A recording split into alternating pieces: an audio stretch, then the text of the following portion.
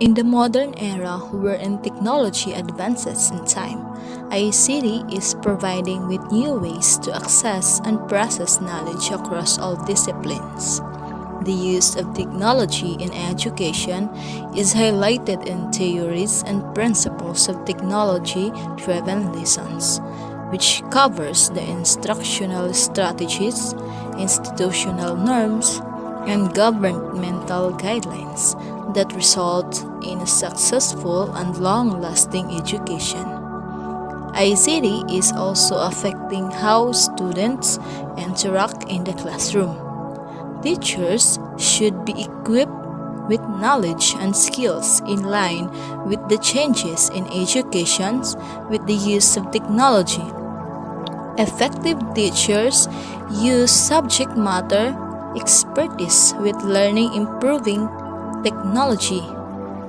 It does not only focus on one major learning style, but practices both innovative and conventional learning styles to fully equip students with knowledge as well as enhance skills and abilities.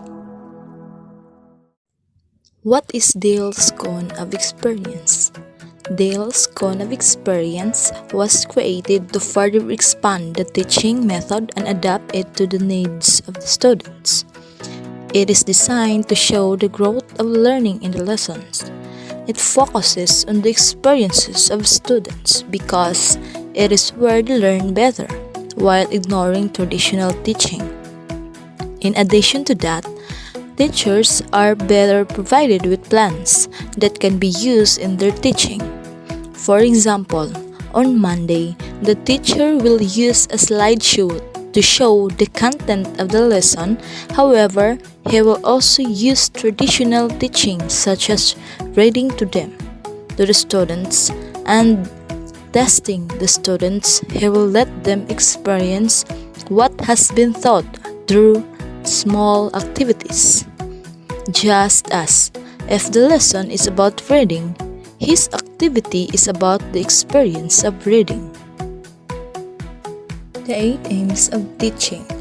First, the MELILO, the learning environment. This is important because an engaged learning environment increases students' attention and focus, promotes meaningful learning experiences, encourages higher levels of student performance, and will motivate students to practice higher level critical thinking skills. Second, matter, the content of learning. Content is important for students to achieve student learning goals such as problem solving and communication skills. Teachers must first understand the importance of content learning and then how technology can help and support it as students work toward learning goals. Third, method, the teaching and learning activities. These are the teaching and learning activities. This is important to align with outcomes and assessment, engage students in active learning, facilitate practice of key skills prior to assessment, and provide feedback on students' progress towards outcomes. Fourth, material, the resources of learning. These are tools that are necessary for learning. Learning resources are important for both teachers and students. It is part of the teaching-learning approach and provides teachers with valuable information on various subjects. This keeps them updated with relevant information and helps in their professional development. Study materials give students the opportunity to practice what they have been taught in class. Fifth, media, the communication system.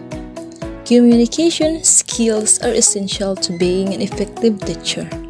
Communication not only provides information, but it encourages effort, changes attitudes, and stimulates thinking. 6. Motivation, the arousing and sustaining interest in learning. It is the stimulation and maintenance of the internet in learning. Motivation drives students to reach learning goals. It is important to maintain and stimulate the students' attention and curiosity in the learning process. 7. Mastery. The internalization of learning. Internalization is the process of learning something so that it can be used as a basis of production. Once language is internalized, it can be retained and retrieved when needed for communication. Internalization refers to a learning, communicating, sharing, accepting, and digesting new knowledge by students. Last is measurement, the evidence that learning taught more. Evidence of learning is a data-backed method to ensure those students are meeting educational standards. Effective teachers use high-quality evidence to establish the points that individual students have reached in their learning. This allows teachers to identify starting points for further teaching and learning, and to ensure that each student is provided with learning opportunities in appropriate level of challenge. Hello everyone, this is Jamal Isai here, and for today's video, I'll be discussing about the Dale's Cone of Experience model. So without further ado, let's get started. So let's discuss about the Dale's Cone of Experience model. So when we talk about it, it is a model that incorporates several theories related to instructional design and learning processes. During the 1960s, Edgar Dale theorized that learners retain more information by what they actually do, as opposed to what people just hear, read, or observe. So, in this research of his led to the development of what we know now as the Cone of Experience model. So today, this learning by doing has become known as the experiential learning. So take note of this, that this learning by doing has become known once again as experiential learning, or also known as action learning. So according to Dale's research, the least effective method shows at the top of the pyramid, and this involves learning from the information presented just through verbal symbols or letters. So meanwhile, the most effective methods can be seen at the bottom of the pyramid, and here it involves the direct purposeful learning experiences such as the hands-on or field experience. So these direct purposeful experiences represent reality, or the closest things to real life context. So the cone chart shows the average retention rate for various methods of teaching. So the farther you progress down the cone, the greater the learning and the more information is likely to be retained. It also suggests that when choosing an instructional method, it is important to remember that involving students in the process strengthens knowledge retention. It reveals that action learning techniques result in up to 90% retention. So people learn best when they use perceptual learning styles. So these perceptual learning styles are sensory-based. The more sensory channels possible in interacting with a resource, the better chance that many students can learn from it. So according to Dale, instructors should design instructional activities that build upon more real-life experiences. So, to further discuss about this model, let's dive into its arrangement on different bands of experiences. So, the first band of learning experience is the text or verbal symbols. So, verbal symbols refer to text or words basically. As you can see a while ago, it is located at the peak of the cone, which means that this is the most abstract learning experience as they don't give any visual representation of a subject. So for instance, the word cloud is simply what it is. So verbal symbols could also be a word for a concrete object, such as in the books, and it could also be an idea, such as what we get from freedom of speech, and a formula, such as the formula for speed, which is if we write it through letters, it is V equals to D over T, no? So the formula for speed, distance over time, right? So those are the kinds of written words where we actually learn verbal symbols. Okay, so the second one, we have the visual symbols. So the visual symbols are graphic representations of concepts. These are no longer realistic reproduction of physical things, for these are highly abstract representations. So examples are just charts, graphs, maps, and diagrams. So for the third one, we have recordings, radio, and still pictures. So these are visual and auditory devices which may be used by an individual or a group. No. So this level simply refers to photographs and audio recordings like podcast. So the next one, we have motion pictures and educational televisions. So motion pictures and educational television, these levels are all about learning videos and animations where both the visual and auditory senses are being used.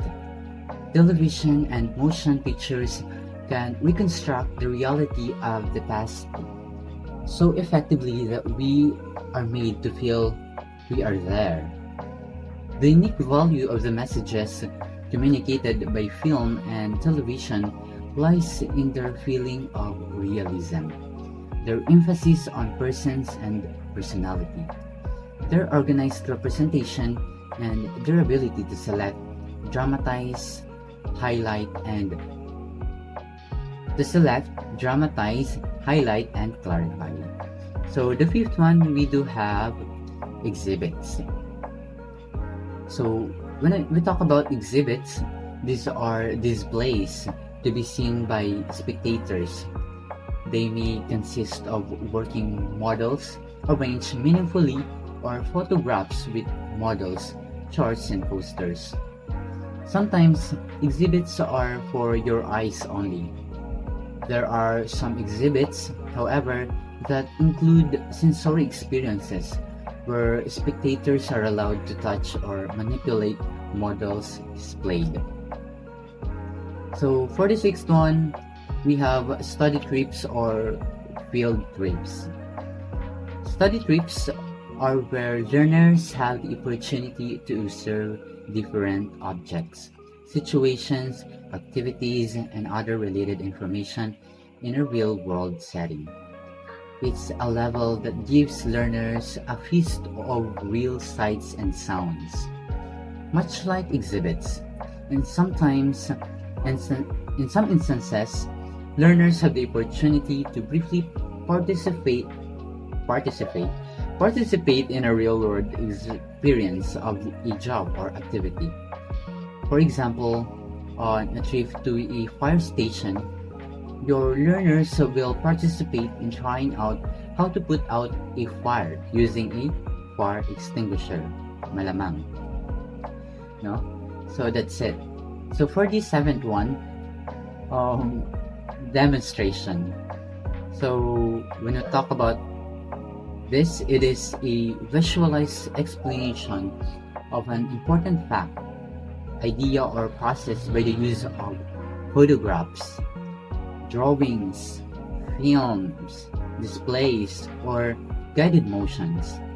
It is showing how it shows how things are done. A teacher in physical education, for example, shows the class how to dance tango. So yan. So for the eighth one, the next band of learning experience is the dramatized experiences. So dramatized experiences are recreated situations where learners can directly participate, such as role plays that are based on real life happenings. Through this activity, learners can immerse themselves in situation even if it's not the real thing yet. So this also gives them the opportunity to safely fail in a recreated experiences. For example, this type of learning experience can be applied in practicing how to assist a passenger on a plane. Since it's only a role-play exercise, the participant can make a mistake and learn from it, so they can execute them properly in real life. So for the next one, we have conceived experiences. So these are substitute of real things when it is not feasible to bring the real thing to the class. These include models, mock-ups, specimens, objects, simulations, and games. And for the last one, we have the direct purposeful experiences.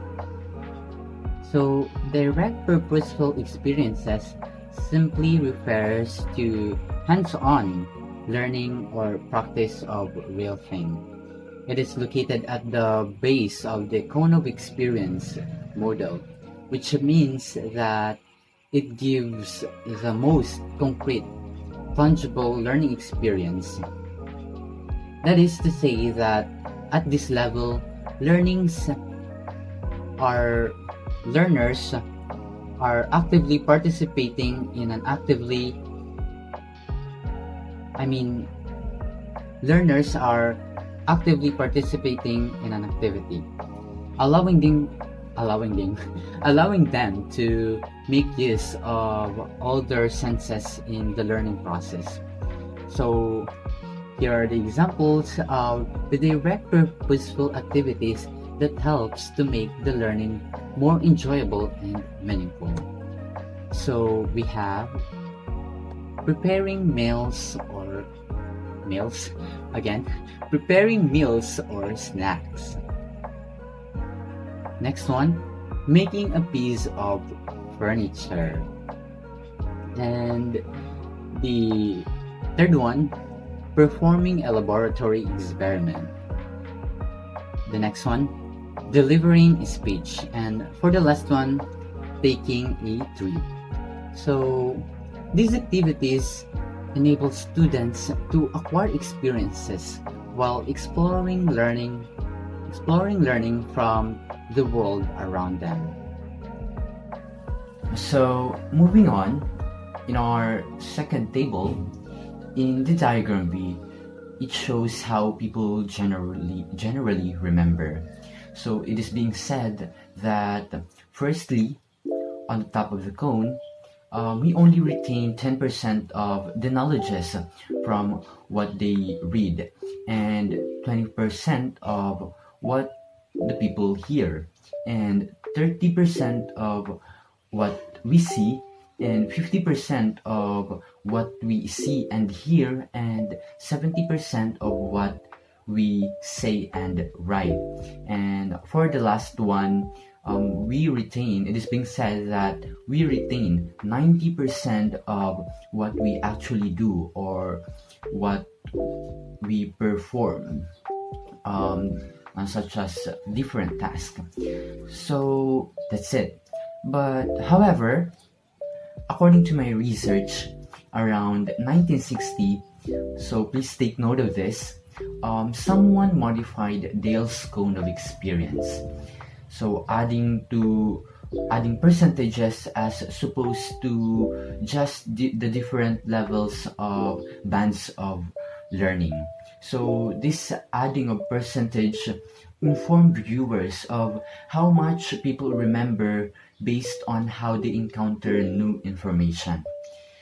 So, but it was not Dale's intention to attach numbers or percentages to the continuum, and thus the newer misrepresented version is now actually called the remembering code, or this table, the second table, is called a bogus cone. So this bogus cone clearly placed a higher value on direct strategies at the bottom of the cone and a lesser value on abstract strategies at the top. So yun. For our final words in this diagram B, Dale's cone of experience is actually a widely misunderstood model. Despite this, it remains useful even for today's weathered instructional designers. After all, it showcases how we can use a variety of materials and mediums to maximize learning experiences.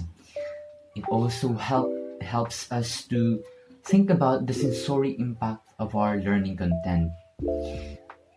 So still, if you only take away one thing from this, let it be this.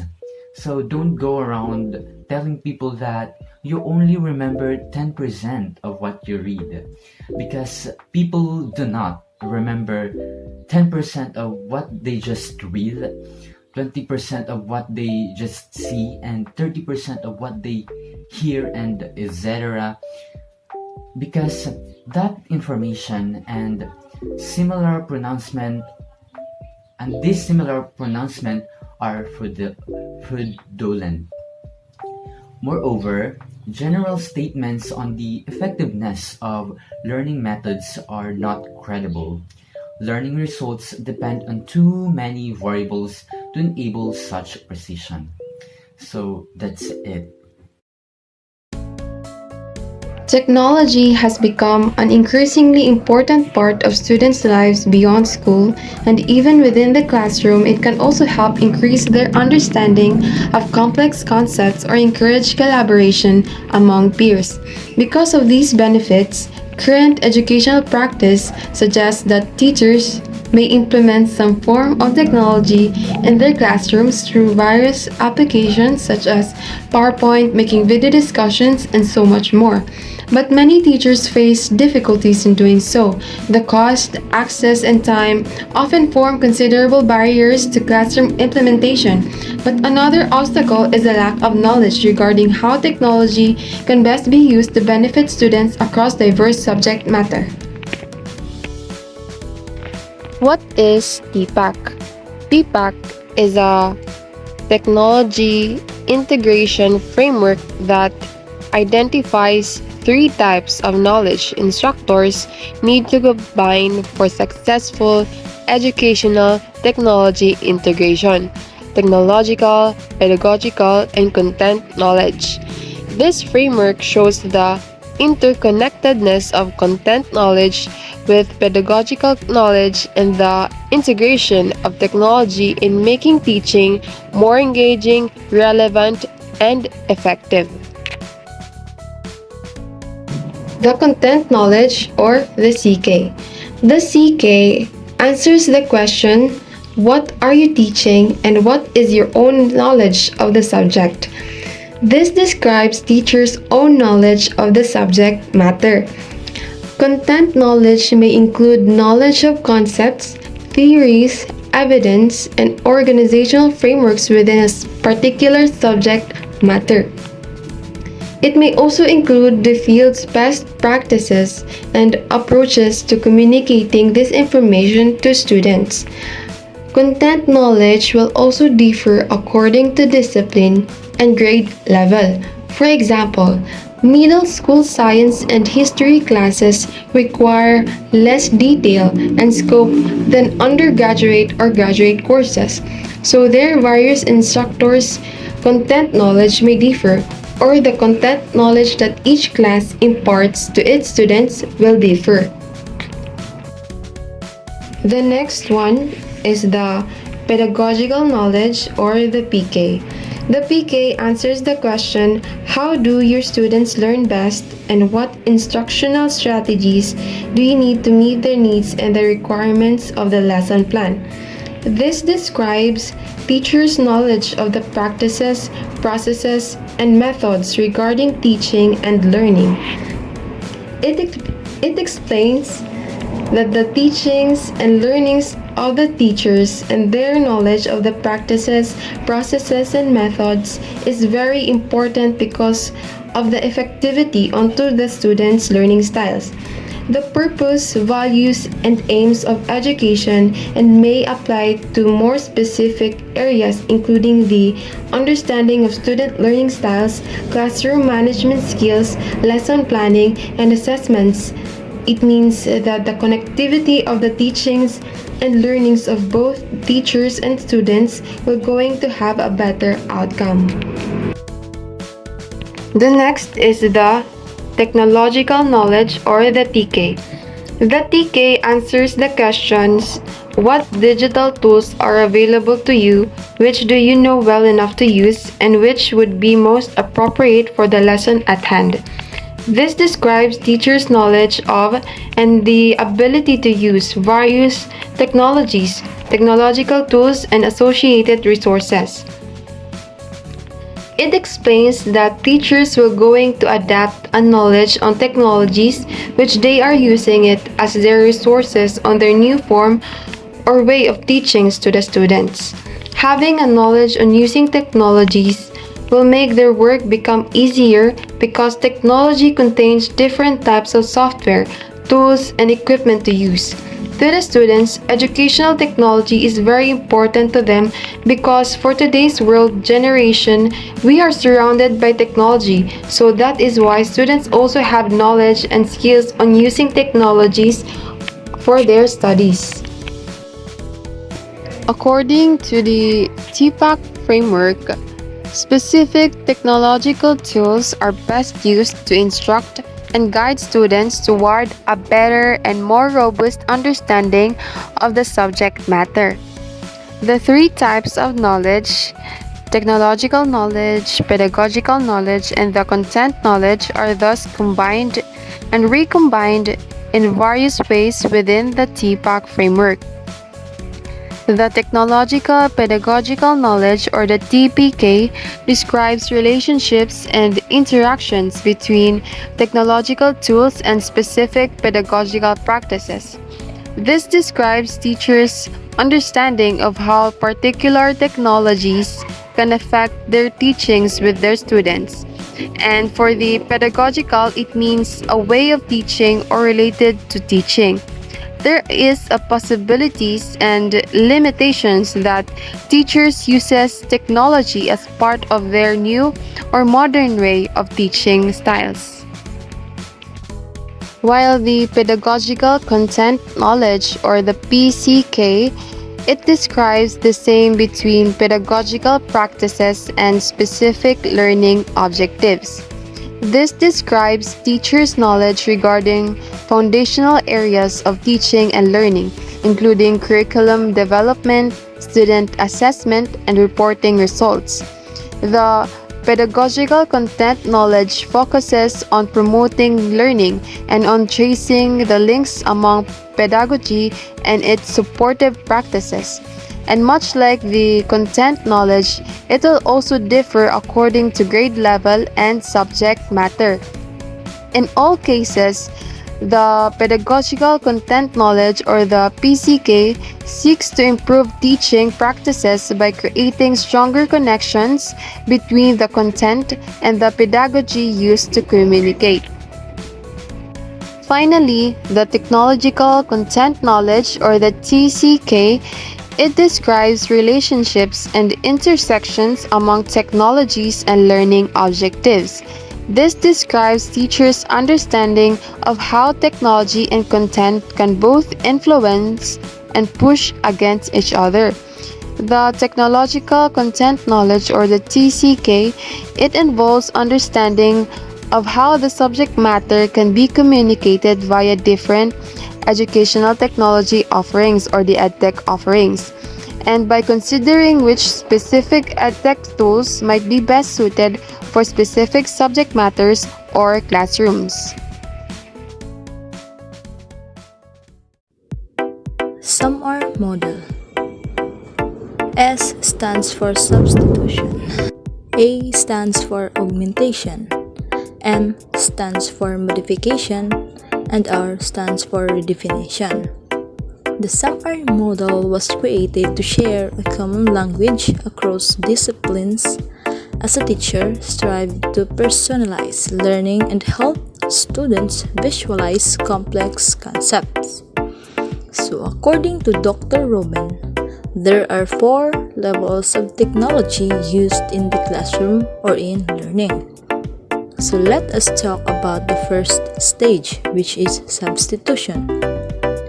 At the substitution level, the technology acts direct tool substitute to the traditional ways we use in teaching. So what are those traditional tools? So those are pencil, paper, or handwritten. So what are the technologies that can be used? Example, Google Drive, tablet, Chrome, or Words. Second is augmentation. Is when technology acts as a direct tool substitute that adds functional improvement to the activity. An example is using dictation software to write a paper. Modification. Technology is used to design interactive and dynamic tasks that go beyond the limitation of a traditional classroom. For example, students can collaborate on shared documents or work in large groups, allowing for seamless collaboration and knowledge sharing. And last is redefinition, the most sophisticated stage of SUMR. Redefinition sees using technology to make entirely new learning opportunities possible.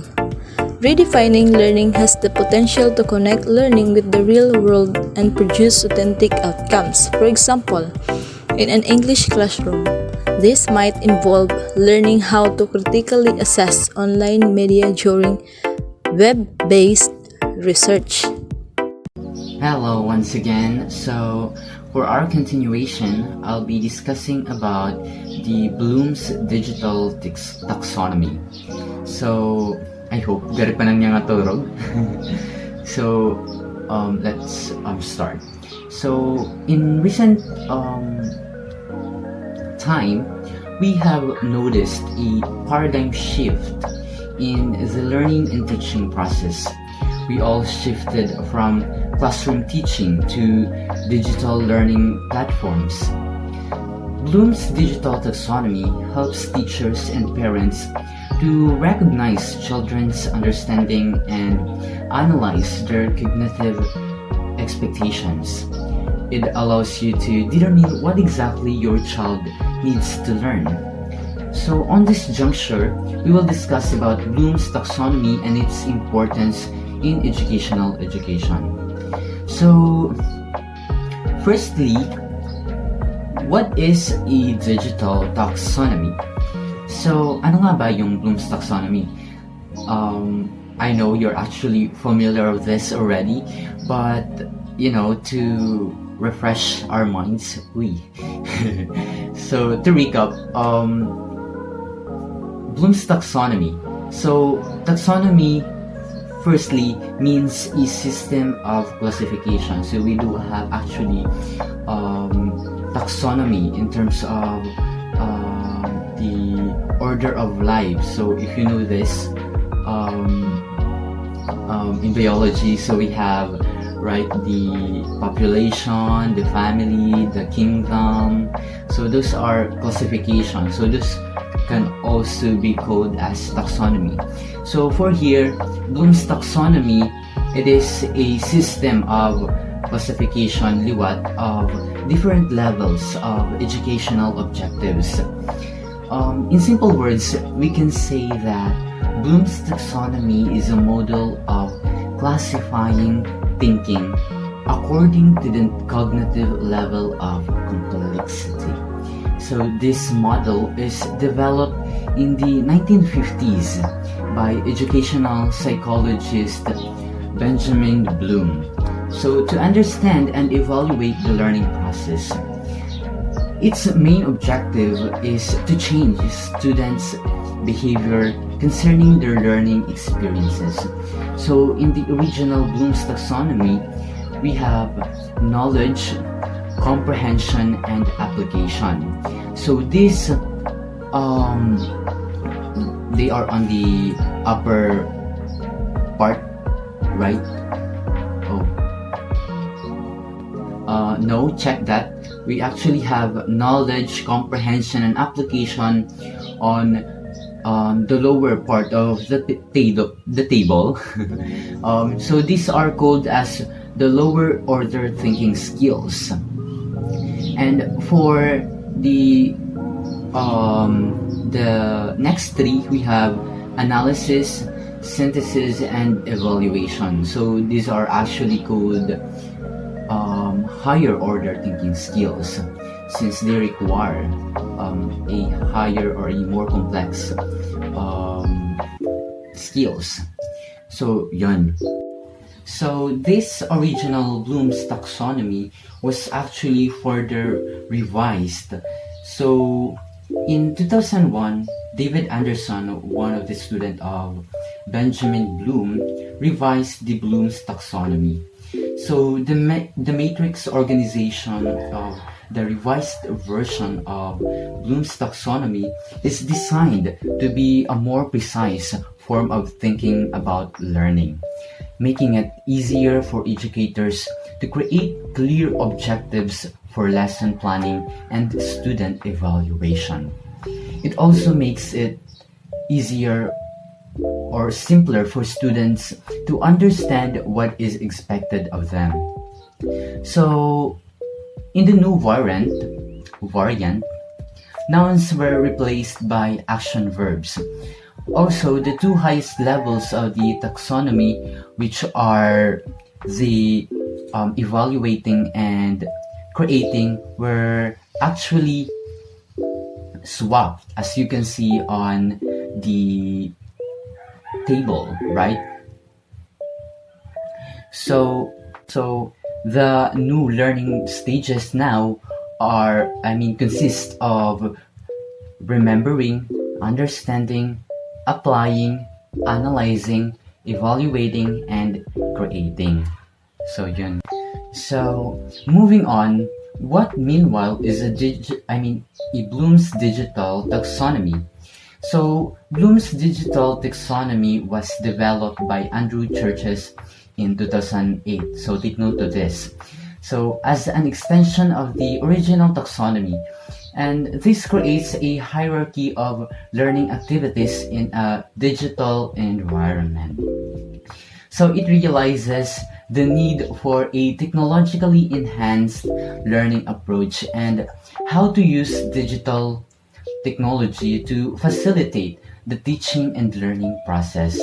So Bloom's taxonomy breaks down the learning process into six stages or desired outcome.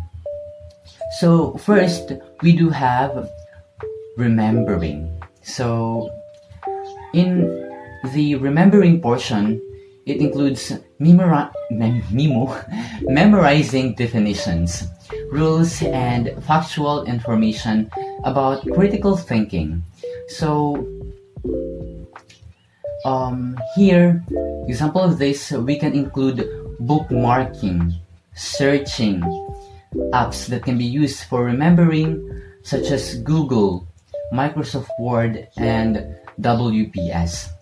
So for our second area, we have the understanding.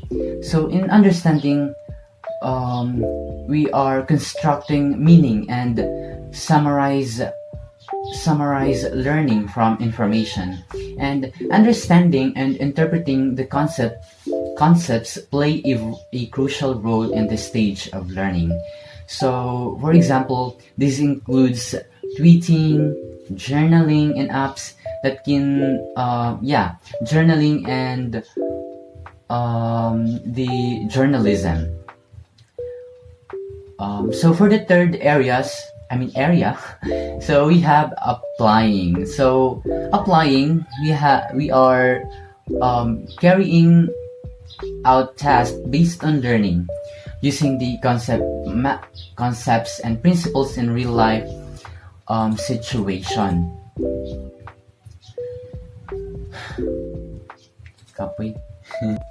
So Google Slides, PPT, EduBlogs can be used here. So for the fourth one, we have analyzing. So analyzing requires thinking skills to find underlying structures, separate the whole concept into its components, and identify the meaning of the information provided.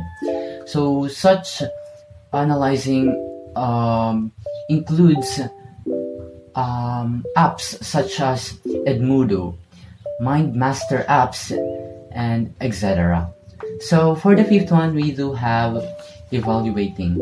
So it requires a high level of cognition to assess or judge the information based on what we actually have learned. So here we have Google Documents, Kaizena, and Socrative as our technology tools for evaluating our learnings. So for the sixth one, we have creating. So in this stage, one needs to combine, compile, create, design, and develop and integrate the old synthesis and formulate the information in a new way. So example of these activities include blogging, filming. For example, when you make a video, you can use the apps CapCut, KineMasters, and others. So that was actually the last one, no? So I haven't noticed. So for our bottom line here, so our main takeaway here is that Bloom's digital taxonomy helps design activities and assessments that challenge students to move from the most basic skill, which is memorizing, to higher order thinking skills, which includes research. So understanding this taxonomy can help parents support their kids to develop lower and higher order thinking skills. So the main goal is to engage really the kids in critical thinking and problem solving skills.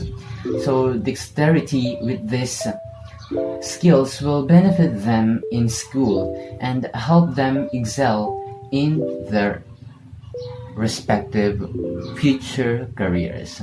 So that's all. The Assure model. The Assure model, or the Assure acronym, stands for A. Analyze learners, S. State objectives, S. Select method, media, and materials, U. Utilize media and materials, R. Require learner participation, and E. Evaluate and revise. That provides a framework for teachers to plan accordingly. This is the Assure model. Later on, I will explain it one by one so that we can understand it well. But before that, what exactly is the Assure model? Assure model is a guide in crafting an instructional flow that can guide the teacher in integrating appropriate technology and media into the instructional process. It also refers to a systematic approach that the teacher can use when writing an instructional plan. It is an instructional design model that has the goal of producing more effective teaching and learning. This model is composed of 6 essential steps in planning instruction. First is the analyze learners. This is when the teacher gather information about the learners, who they are, demographics, learning style, prior knowledge. This information will be useful for making decisions later in the process about e-learning design and implementation. With the learner as the center of instructional process, the initial consideration is to get a clear picture of the learner's learning style, age level, interest or preferences, background, special needs, and cultural diversity. In teaching, it is important for teachers to know the learning style of students. The teacher needs to evaluate the characteristics of his or her students because the information gathered will help and serve as a guide in choosing specific strategies and tools that will help in the learning process. The second is the state objectives. This is the main instruction guide that will direct the flow to reach the target, known as the learning outcome expected of the lesson. This statement describes what the learner would be able to perform as a result of the instruction. After analyzing the student's characteristics, it is necessary for the teacher to state the standards and goals that the students need to reach.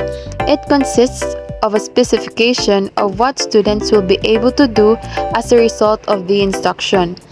Objectives can be used in assessing the success of the students and to let them know what they will accomplish through the class. Next is the select methods, media, and materials. Selecting the most appropriate way of delivering the lesson and using the applicable media or technology can effectively make learners acquire understanding of the lesson or gain the competence desired. The teacher needs to know which delivery method is best for her teaching, whether it is instructor method or student-centered, and then determine which media and materials best support the teaching method the teacher are using. For example, traditional teaching or the use of chalks and blackboards, or digital teaching or the use of PowerPoint presentation. Next is the utilize media and material. It is very important to preview or use media and materials before your lesson, especially when using technology to make sure everything works appropriately. Meaning, it's important to plan ahead your lesson, how you will use the materials in teaching the lesson. A good practice to execute this project stage is to follow the 5 P's. First P is the preview the technology, media, and materials. It is necessary to carefully plan the materials to be used whether they are connected to the topic or not. The second one is to prepare the technology, media, and materials. All materials to be used must be ready ahead of time. The third one is to prepare the environment. The classroom setup must be in order and the surroundings must be quiet so as not to disturb the teacher's teaching and students' listening. And the fourth one, prepare the learners. Brief the students on course plan, context, and assessment strategy. The last one is to provide the learning experience. Here, the teacher will carry out the teaching in the lesson. It will be known if the planning that was done was followed and if the teacher taught it successfully. Next is the learner participation. Requiring students to be actively involved in the lesson will not only engage students, but will help them retain what they are learning. Some ways to do this are to incorporate cooperative learning structures, questioning, having discussions, or creating fun hands-on activities, games, and many more. How do students actively participate in the teaching and learning process? For example, participation of the students in class discussion, asking questions or sharing of ideas and insights. What do students need to learn? Discussion in class. Small group activities like sharing of information or brainstorming and formative assessment, or what we call assessment for learning that happens during the instruction. Lastly, the evaluate student performance. Assessing learners' performance can take place across phases of the lesson. However, it is emphasized that the basic rule is that the evaluation should be congruent to the learning outcome provided in the lesson. Some learning outcomes can be sufficiently evaluated using a pen and paper test, but there are other learning outcomes that can be assessed by using a rubric or having a aggregated write-up through the use of a portfolio assessment. The teacher decides which is appropriate for the intention of the evaluative activity.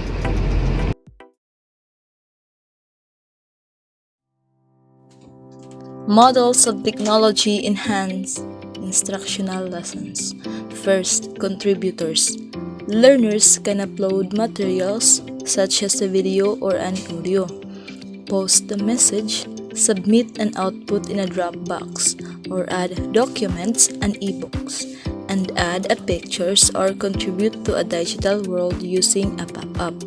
How those who upload something useful become contributors in the online world?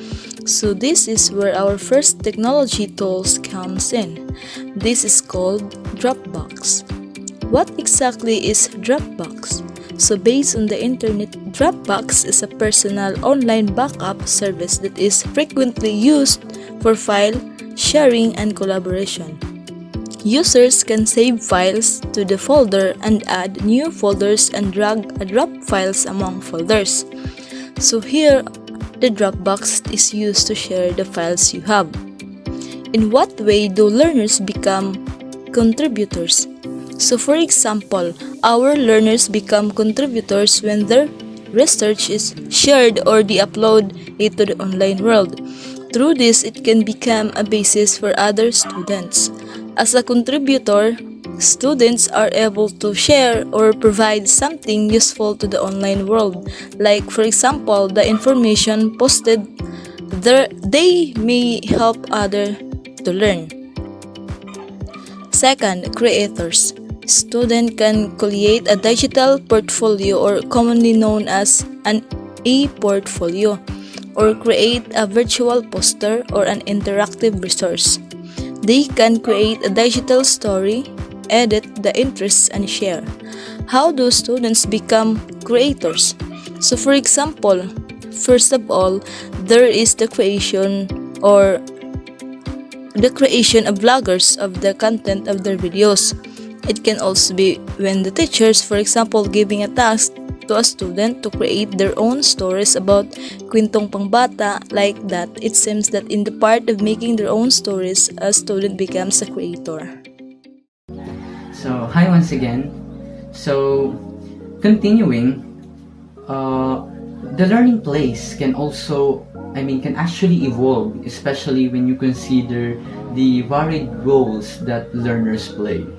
they can learn and perform the task in any physical or virtual location. There is also element of flexibility since learners can tackle assigned tasks at preferred times or manner of doing them. So, in continuation with the report of Julian, learners can become actually the third one as communicators. So, using technology tools, students can chat with peers, post a reply in a blog, and contribute a comment that let the thread of information flow. So, creating a wiki, editing, and adding to it gives the students the chance to communicate their thoughts. And also, using the chat room or the web conferencing such as Skype creates a dynamic to what a learning place can actually be. So yun. So for the next part, actually this is the last part, we have students can be collaborators. So capstone project can be outputs of collaboration. Students can participate in posting ideas in the forum where there can be an asynchronous discussion. So using wikis to participate in group work with the aim to accomplish a task or comment on blogs are few ways on performing the role of a collaborator in a new idea of a learning place. So pretty much that's it for this part, and I hope naka-follow ka mo. So yun lang, bye! Ingat! Sure.